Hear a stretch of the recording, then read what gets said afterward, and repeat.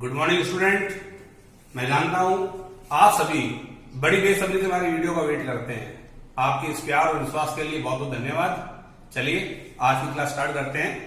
आज का हमारा टॉपिक है issue of share for consideration other than cash. यानी ऐसा कोई जरूरी नहीं है कि कंपनी अपने शेयर केवल कैश बेसिस पे इश्यू करे। अगर कंपनी कैश के अलावा अन्य किसी बेसिस पे शेयर इश्यू करती है तो ऐसा हो सकता है, ये कहलाता है issue of share other than cash. For example, अगर मान लीजिए कंपनी को अपने कर्मचारियों को बोनस देना है, अगर मान लीजिए कंपनी को अपने कर्मचारियों को बोनस देना है और कंपनी अपने कर्मचारियों को बोनस नकद न देकर अपने शेयर इश्यू कर दे तो इसका एग्जांपल हो गया issue of share other than cash. या फिर अगर मान लीजिए कंपनी को नया बिजनेस परचेज करती है, नई एसेट्स परचेज करती है, उनका पेमेंट चेक से न कर अगर कंपनी अपनी कंपनी के नए शेयर इश्यू कर दे तो ये भी एग्जांपल हो जाएगा issue of share other than cash. इसी प्रकार से अगर कंपनी किसी भी कारण से अपने शेयर कैश के अलावा किसी बेसिस पे इश्यू करती है तो ये हो जाएगा issue of share for consideration other than cash. तो आज हम लोग इस टॉपिक को आगे बढ़ाते हैं। इसके लिए मैं आपको एक एग्जांपल प्रैक्टिकल सवाल करवाता हूं। मैं आपके जितने प्रैक्टिकल सवाल करवा रहा हूं वो आपकी डीके गोयल की बुक से करवा रहा हूं। आपको केवल कंसेप्ट क्लियर करना है, उसके बाद आप चाहे इस बुक से टॉपिक को करें, कोई दिक्कत नहीं है ना। तो क्वेश्चन देखें। आज का हमारा क्वेश्चन है जो डीके गोयल बुक का है। Tulip limited issued 50,000 share of ₹10 each credited as fully paid to the promoter। यानी company 50,000 fully paid up share अपने प्रमोटर को उनकी सेवाओं के बदले दे रही है। क्या हो गया? यानी कंपनी को पैसा नहीं आ रहा लेकिन शेयर जा रहे हैं। It also issued 30,000 share of ₹10 each credited as fully paid to the underwriter for their commission। इसके अलावा कंपनी को 30,000 शेयर अपने अंडरराइटर्स को दे रही है। अंडरराइटर्स कौन होते हैं? कंपनी के अभिगोपक, यानी जो लोग कंपनी के शेयर बिकवाने का काम करते हैं। अगर मान लीजिए मैंने अपने कंपनी के शेयर बिकवाने के लिए अंडरराइटर अपॉइंट किए, यानी कि ब्रोकर, दलाल, मैंने कहा आप मेरी कंपनी के शेयर बिकवाओ, तो अगर वो मेरी कंपनी के शेयर इश्यू करवाते हैं, बिकवाते हैं, तो मुझसे कुछ ना कुछ रेम्यूनरेशन तो लेंगे। तो अंडरराइटर को जो कमीशन दिया जाता है वो कहलाता है अंडरराइटिंग कमीशन। तो मैं अपने अंडरराइटर्स को उनके कमीशन के बदले में 30,000 शेयर इश्यू कर रहा हूं एट ₹10 each। इसी प्रकार प्रमोटर कंपनी के फॉर्मेशन के समय जो सेवाएं देते हैं वो कंपनी के कहलाते हैं प्रमोटर। तो कंपनी अपने प्रमोटर को उनकी सेवाओं के बदले 50,000 शेयर दे रही है एट ₹10 each। यानी यहां भी कंपनी पैसा लेकर शेयर इश्यू नहीं कर रही बल्कि अपने प्रमोटर को शेयर इश्यू कर रही है। तो कंपनी के पास कैश नहीं आ रहा। ये दोनों हमारे टॉपिक रह गए issue of share other than cash. Clear? देखें इसका सॉल्यूशन। हमने लिखा कंपनी का नाम Tulip limited, journal entry, format, date, particulars, ledger folio. Amount के अंदर 2 कॉलम हो जाएंगे, डेबिट और क्रेडिट। क्लियर? देखें, सबसे पहले कंपनी अपनी प्रमोटर्स को उनकी सर्विस के एवज के अंदर शेयर इश्यू कर रही है। तो अगर कंपनी अपनी प्रमोटर को उनकी सेवाओं के बदले कुछ देती है तो ये कहलाते हैं इनकॉर्पोरेशन एक्सपेंसेस या इनकॉर्पोरेशन कॉस्ट। तो एंट्री करें। आप जानते हैं all expenditure are debit, expenses DR का आइटम है, अगर इंक्रीज होगा तो डेबिट में। तो हमारी फर्स्ट एंट्री बन जाएगी इनकॉर्पोरेशन कॉस्ट लिखें, एक्सपेंसेस लिखें, expenses account DR to promoters. हमारा लाइबिलिटीज इंक्रीज हो रहा है, हमारे क्रेडिटर्स इंक्रीज हो रहे हैं, तो क्रेडिटर क्रेडिट का आइटम है, इंक्रीज होगा तो क्रेडिट में। नरेशन लिखते हैं। Incorporation expenses due.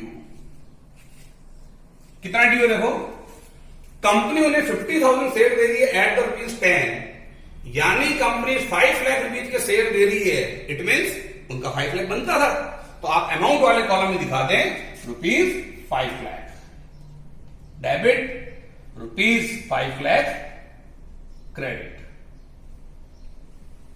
क्लियर? अब कंपनी अपने प्रमोटर को 5 लाख रुपए कैश में देकर 5 लाख के शेयर इश्यू कर रही है, तो एंट्री बनेगी डेबिट द रिसीवर, पाने वाले को डीआर करें, प्रमोटर्स अकाउंट डीआर। कंपनी अपने शेयर इश्यू कर रही है, तो कैपिटल क्रेडिट का आइटम है, कंपनी इश्यू कर रही है, इसका मतलब इंक्रीज हो रहे हैं, तो to share capital, to share capital ऐसे लिख दें। Issue of share to promoters, 5 lakh rupees promoter को देने थे, कंपनी उन्हें 5 लाख कैश में देकर उन्हें कंपनी 5 लाख के शेयर इशू कर रही है, तो ये बन गई हमारी 5 लाख रुपीज के शेयर इशू करने की एंट्री। क्लियर पहला टॉपिक। फिर देखें नेक्स्ट। इसी प्रकार कंपनी अपने अंडरराइटर्स को उनके कमीशन के बदले में कैश में देकर 30,000 शेयर दे रही है, तो सेम वही प्रोसेस रहेगा। एक्सपेंडिचर डेबिट का आइटम है, इंक्रीज होगा तो डेबिट दिखाएं। Underwriter solution account DR, underwriting commission account DR to underwriters, दिखा दें। अंडरराइटिंग कमीशन ड्यू, हिंदी में कहते हैं अभिगोपक, अंडरराइटिंग कमीशन ड्यू। कंपनी उन्हें 30,000 शेयर दे रही है एट द ₹10, यानी कि उनका 3 लाख का कमीशन बनता है, तो आप 3 लाख से एंट्री कर दें।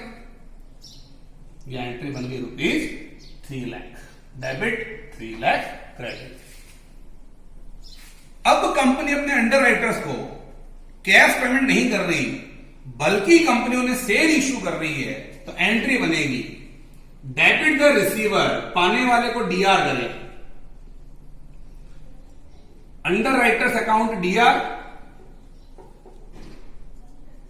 To share capital ₹3 lakh. Share issue to underwriters, complete. Question complete हो जाए, लास्ट में टोटल कर दिया करें। 5, 10, 13, 16 lakh debit, 16 lakh credit. Clear? फिर सुन ले एक बार। कंपनी अपने शेयर कंसीडरेशन बेसिस पे 2 प्रकार से इश्यू कर सकती है, कैश कंसीडरेशन और नॉन कैश कंसीडरेशन। आज हमारा टॉपिक है नॉन कैश कंसीडरेशन, यानी अगर कंपनी कैश के अलावा अदर किसी बेसिस पर शेयर इश्यू करती है तो क्या करेगी। तो इसमें हमारा टॉपिक था, एग्जांपल था, कंपनी अपने प्रमोटर को, प्रमोटर कौन होते हैं, कंपनी के फॉर्मेशन के समय जब कंपनी स्टार्ट हुई है उस समय कंपनी के रजिस्ट्रेशन का काम या अदर एक्टिविटी करने का काम जो करते हैं वो कंपनी के प्रमोटर्स कराते हैं। तो कंपनी अपने प्रमोटर को उनकी सेवाओं के बदले कैश में देकर 50,000 शेयर इश्यू कर रही है, तो हमारी पहली एंट्री बन जाएगी all expenditure DR incorporation expenses account DR to promoters. Promoters हमारे क्रेडिटर्स हैं, सीआर का आइटम इंक्रीज हो रहे हैं तो सीआर। अब कंपनी ने शेयर इश्यू कर रही है, अगर कंपनी शेयर इश्यू कर रही है तो क्रेडिटर्स कम हो रहे हैं, लायबिलिटीज कम हो रही है, तो क्रेडिट का आइटम डेबिट में आ गया, एंट्री बन गई debit the receiver, promoter account DR, goes out CR, हमारे शेयर जा रहे हैं, कैपिटल हमारा लायबिलिटी है, शेयर कैपिटल हमारा लायबिलिटी है, क्रेडिट का आइटम है, इंक्रीज होगा तो क्रेडिट में आएगा। इसी प्रकार कंपनी अपने अंडर राइटर्स को, मैंने बताया अंडर राइटर कौन होते हैं, कंपनी के शेयर बिकवाने वाले लोगों को हम लोग अंडर राइटर कहते हैं। तो जिन्होंने कंपनी के शेयर बिकवाए वो कंपनी से रेम्यूनरेशन लेंगे, अपना कमीशन लेंगे। तो कंपनी उन्हें कमीशन कैश ना देकर कमीशन के एवज में शेयर इशू कर रही है, तो एंट्री बनेगी एक्सपेंडिचर इंक्रीज हो रहे हैं, क्रेडिटर्स इंक्रीज हो रहे हैं। तो underwriting commission account DR to underwriters, उन्हें शेयर इशू करने की। डेबिट द रिसीवर, हमारे लाइबिलिटीज कम हो रहे हैं, underwriter account DR, liabilities बढ़ रही है to share capital. Capital credit का आइटम है, इंक्रीज होगा तो क्रेडिट में। Debit the receiver goes out credit. Clear? ठीक। नेक्स्ट एग्जांपल फिर समझते हैं इस टॉपिक को हम लोग। हाँ देखें, issue of share other than cash का हम दूसरा एग्जांपल और समझते हैं। मैंने क्वेश्चन आपके सामने लिख दिया है, पहले क्वेश्चन रीड कर रहा हूं, क्वेश्चन को ध्यान से समझेंगे। X limited purchase a running business from Y limited for a sum of ₹30 lakh. आपकी कंपनी है एक्स लिमिटेड, आपने वाई लिमिटेड का चलता हुआ बिजनेस, रनिंग बिजनेस परचेज किया ₹30 लाख में। पेबल 40% बाय द चेक, आप 40% तो चेक से पेमेंट कर रहे हो, and the balance by the issue off fully paid equity share of ₹100 each. 30 lakh का 40% तो कंपनी उसको चेक से पे कर रही है, यानी कैश पे कर रही है, और बाकी 60% पेमेंट इन 12 लाख रुपए कंपनी उसे नकद न देकर कंपनी 12 लाख रुपए के एवज में उसे अपने ₹100 वाले शेयर इश्यू कर रही है। और भी कैसे कर रही है? At a premium of 20%। Company अपने शेयर 20% प्रीमियम पर इश्यू कर रही है। The assets and liabilities constitute of the following, यानी हमने जो बिजनेस परचेज किया है उस बिजनेस की एसेट्स लायबिलिटीज क्या क्या है? आपने 12 लाख की बिल्डिंग परचेज की है, आपने जो बिजनेस परचेज किया है उसमें 90,000 कैश है, प्लांट एंड मशीन है 8 लाख का, डेटर्स है 430 के, क्रेडिटर्स आपने परचेज किए 2 लाख के, और स्टॉक आपने परचेज किया ₹5 लाख का। आपको इस टॉपिक की जर्नल एंट्रीज करनी है, यूज जर्नल एंट्री। देखिए सॉल्यूशन, कंपनी का नाम लिखा हम लोगों ने x limited, journal entries, format, पहला कॉलम डेट का, particulars, ledger folio number, amount के अंदर 2 कॉलम हो जाएंगे, डेबिट एंड क्रेडिट। ये हमारा फॉर्मेट कंप्लीट। समझे? आपने वाई लिमिटेड का रनिंग बिजनेस परचेज किया है। अगर आप कोई चलता हुआ बिजनेस परचेज करते हो तो बिजनेस क्या परचेज करोगे? बिजनेस परचेज करने का मतलब है हमारे पास उस बिजनेस की एसेट्स और लायबिलिटीज आ रही है, उसकी आप एंट्री कर दें। सिंपल एंट्री है। अगर हम कोई बिजनेस परचेज कर रहे हैं तो हमारे पास एसेट्स इंक्रीज हो रही हैं और लायबिलिटीज इंक्रीज हो रहे हैं। एसेट्स डेबिट का आइटम है, अगर इंक्रीज होगा तो डेबिट साइड में लिखा जाएगा, और लायबिलिटीज क्रेडिट नेचर की होती है, तो इंक्रीज होगी तो क्रेडिट के अंदर आएंगी। तो आपने जो बिजनेस परचेज किया है उस बिजनेस के अंदर बिल्डिंग ₹12 लाख की परचेज की है, तो आप एंट्री कर दें बिल्डिंग अकाउंट डेबिट।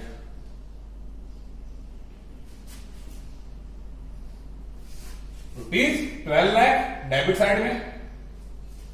आपने प्लांट एंड मशीन परचेज की ₹8 लाख की, प्लांट एंड मशीन हमारी एसेट है, दिखाएं plant and machine account DR ₹8 lakh.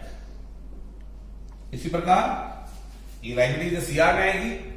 आपके पास कैश भी आ रही है 90,000, तो कैश हमारी एसेट है, आप एंट्री कर दें कैश अकाउंट डीआर 90,000। आपके पास डेटर्स आ रहे हैं 430 के, तो आप एंट्री भी दिखाएं सन्ड्री डेटर्स अकाउंट डीआर ₹4,30,000। इसी प्रकार आप स्टॉक परचेज कर रहे हैं ₹5 लाख का, दिखाएं स्टॉक अकाउंट डेबिट ₹5 लाख। ये सारी एसेट्स थी, इसे डेबिट साइड के अंदर आ गई। आपने लाइबिलिटी परचेज किए 2 लाख के, यानी आप जिस कंपनी को परचेज कर रहे हैं उस कंपनी के लाइबिलिटीज रुपीज 2 लाख के। तो आप दिखाएं लाइबिलिटी सीआर का आइटम है, क्रेडिट में दिखाएं सन्ड्री क्रेडिटर्स रुपीज 2 लाख, और आपको वाई लिमिटेड को 30 लाख रुपए देने हैं, यानी आपने बिजनेस परचेज किया 30 लाख में। तो आप दिखाएं एंट्री के अंदर हमारा लाइबिलिटीज इंक्रीज हो रहा है, तो यहां आएगा वाई लिमिटेड 30 लाख। तो देखिए 30 लाख में बिजनेस परचेज किया आपने, वो आपको पे करना है। 2 लाख क्रेडिटर्स को पे कर रहे हैं, वो भी आप कंपनी से लेंगे, यानी कुल मिला के आपने 32 लाख उसको पे करने हैं। तो 32 लाख के अंदर आपके पास बिल्डिंग आ गई 12 की, प्लांट मशीन 8 का, कैश आ रहा है 90,000, डेटर्स आ रहे हैं 430, स्टॉक आ रहा है 5 लाख। टोटल चेक करें इक्वल आ रही है क्या? 5, 9, 29, 30 लाख 20,000। तो देखो एसेट्स का टोटल तो आ रहा है 30 लाख 20,000 और लाइबिलिटी हमारे आ रहे हैं 32 लाख, यानी 1,80,000 का डिफरेंस आ रहा है। आपने बिजनेस जो परचेज किया है उसकी एसेट्स का 30 लाख 20,000, लेकिन आप उसका पे ज्यादा कर रहे हैं, यानी आप 1,80,000 ज्यादा पे कर रहे हैं, तो ये 1,80,000 उस बिजनेस की गुडविल मानी जाएगी।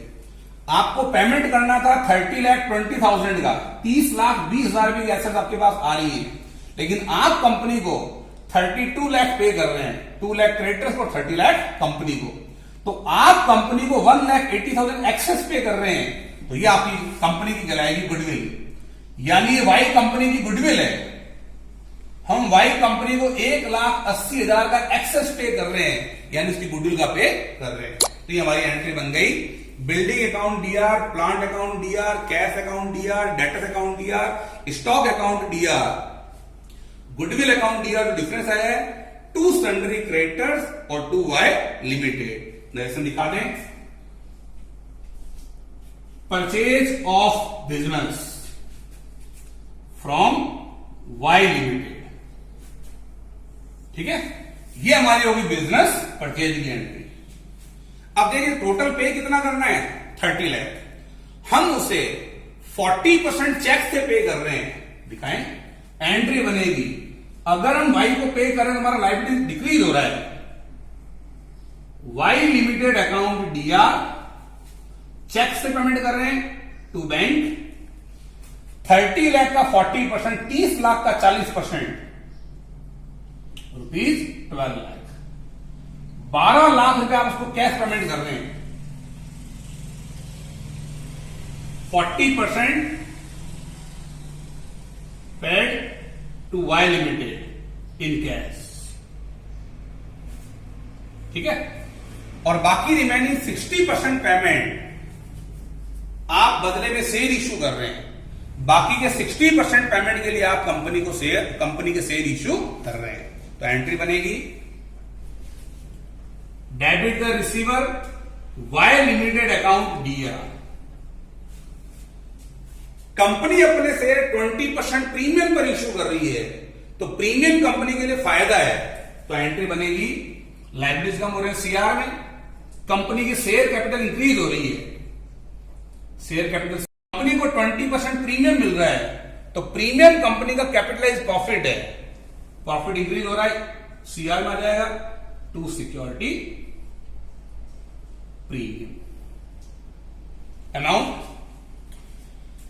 वाई देखो 30 लाख से सीआर था, उसे 30 लाख का पेमेंट करना था, 12 तो हमने उसको कैश पेमेंट कर दिया, रिमेनिंग बच गए 18, तो वाई के सामने तो आएगा 18 लाख। अब शेयर कैपिटल के सामने कितना आएगा और सिक्योरिटी प्रीमियम के सामने कितना आएगा, तो इसके लिए हमारे को निकालना पड़ेगा नंबर ऑफ शेयर। मैं ऊपर लिख देता हूं, नंबर ऑफ शेयर कैसे निकाला आपने यहां देखेंगे। नंबर ऑफ शेयर निकालने का फार्मूला बनेगा, टोटल ड्यू अमाउंट कितना है 18 लाख, अपॉन में आप एक शेयर इश्यू कितने में कर रहे हैं।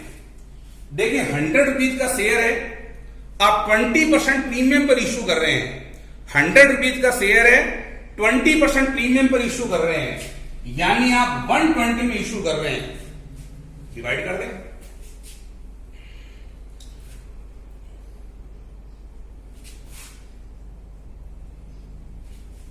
यानी कंपनी 15,000 शेयर इश्यू कर रही है at the rupees 100 each. 18 lakh को मैंने डिवाइड किया 120 से, कैलकुलेट किया भी आ गया 15,000 शेयर, ये कहलाएंगे नंबर ऑफ शेयर। यानी कंपनी अपनी कंपनी के 15,000 शेयर इश्यू कर रही है। दिखाएं, शेयर कैपिटल के सामने वही आएगा जो आपने इश्यू किए। आप 15,000 शेयर इश्यू कर रहे हैं एट द रुपीज 100 ईच, यहां आएगा 15 लाख। कंपनी एक शेयर पर 20 रुपीज प्रीमियम ले रही है, तो 15,000 शेयर पर एट द रुपीज 20 प्रीमियम हो जाएगा रुपीज 3 लाख। तो कंपनी 18 लाख रुपीज का पेमेंट शेयर इश्यू कर रही है, 15 लाख के शेयर जा रहे हैं और 3 लाख रुपीज प्रीमियम के। नरेशन दिखा दें, issue of share at premium to Y limited, complete. ये टोटल हो जाएगी हमारी 20, ये आपकी 32 लाख टोटल आ गई। 32, 34, 44, 44, 54, 64, दो कम कर दो 62, टोटल आ गए 62 lakh debit, 62 lakh credit. Clear? Company ने एक बिजनेस परचेज किया 30 लाख का, एसेट सारे डीआर में आ गए, लाइबिलिटी सारे सीआर में आ गए, डिफरेंस डेबिट में आ रहा था, तो उस डिफरेंस को वाई लिमिटेड गुडविल माना जाएगा। यानी मैं कंपनी की जितनी एसेट्स परचेज कर रहा हूं उससे ज्यादा पे कर रहा हूं, इसका मतलब एक्स लिमिटेड वाई लिमिटेड को 1,80,000 एक्सेस पे कर रही है, तो ये 1,80,000 वाई लिमिटेड की गुडविल मानी जाएगी। ये होगी बिजनेस परचेज करने की। अब 30 लाख रुपीज का पेमेंट हम कैसे कर रहे हैं? 40% चेक से पे कर रहे हैं, तो 30 का 40% 12 लाख को नगद पे कर दिया, और रिमेनिंग 60% 18 लाख रुपए के हम लोग कंपनी को शेयर इश्यू कर रहे हैं। तो debit the receiver, goes out credit, और प्रीमियम पर इश्यू कर रहे हैं, तो प्रीमियम कंपनी का फायदा है, सीआर में आ गया टू सिक्योरिटी प्रीमियम। अब 18 लाख के अंदर शेयर कैपिटल के सामने कितना आएगा, प्रीमियम के सामने कितना आएगा, ये कैलकुलेट करने के लिए हमारे को निकालना पड़ेगा नंबर ऑफ शेयर। तो नंबर ऑफ शेयर निकालने का फार्मूला होता है एक्चुअल ड्यू कितना है, 30 में से 12 को तो आपने कैश पेमेंट कर दिया, तो रिमेनिंग ड्यू कितना था 18 अपॉन में इश्यूड वैल्यू पर शेयर। आपने एक शेयर कितने में इश्यू किया है? देखिए 100 रुपीज का शेयर था, आप 20% प्रीमियम पर इश्यू कर रहे हैं, यानी आप 120 रुपए के अंदर शेयर इश्यू कर रहे हैं, तो इश्यूड वैल्यू आ गई 120, कैलकुलेट किया, ये आ गया 15,000 शेयर। तो कंपनी 15,000 शेयर इश्यू कर रही है at the rupees 100 each, 15 lakh के। 15,000 शेयर पर 20 रुपीज पर शेयर प्रीमियम ले रही है कंपनी, तो प्रीमियम कंपनी का फायदा है, इसलिए क्रेडिट में आ गया रुपीज 3 लाख। क्लियर? उम्मीद करता हूं टॉपिक समझ में आया होगा। 2 बार 3 बार वीडियो आराम से देखें और प्रैक्टिस करें, आपका टॉपिक जरूर क्लियर होगा। All the best. फिर मिलते हैं अगली क्लास में हम लोग इसी टॉपिक के साथ। बाय।